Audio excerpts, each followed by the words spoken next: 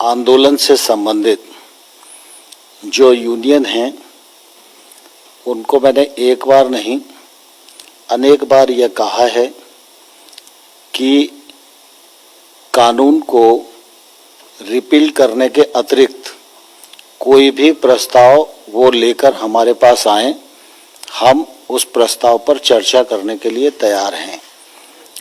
दूसरा, हमने हमेशा किसान आंदोलन के साथ संवेदनशील रवैया अख्तियार किया है।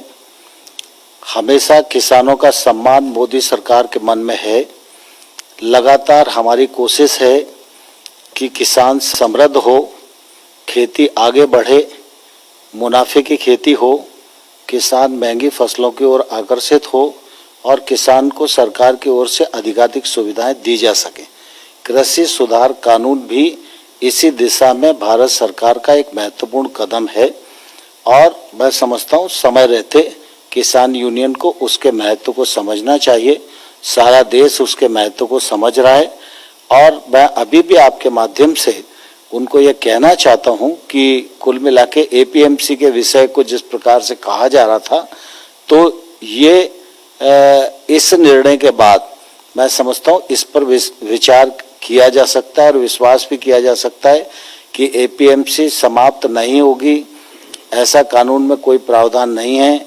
एपीएमसी राज्य के कानून के अंतर्गत बनती है और एपीएमसी और सशक्त हो और किसानों के लिए उपयोगी हो, यह मोदी सरकार की प्रतिबद्धता है। इसलिए 1 लाख करोड़ रुपए के इंफ्रास्ट्रक्चर फंड में उसको पात्र इकाई माना गया है और इसके बाद निश्चित रूप से एपीएमसी की क्षमता बढ़ेगी।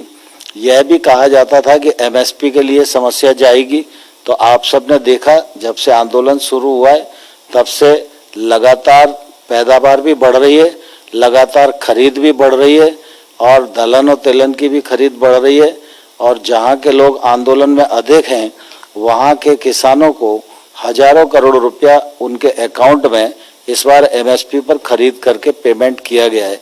मैं आपके माध्यम से किसान यूनियन के नेताओं को यह अपील करना चाहता हूं कि वो गंभीरता से इन सब चीज़ों पर विचार करें, आंदोलन को समाप्त करें, चर्चा का माध्यम अपनाएं। सरकार चर्चा के लिए तैयार है।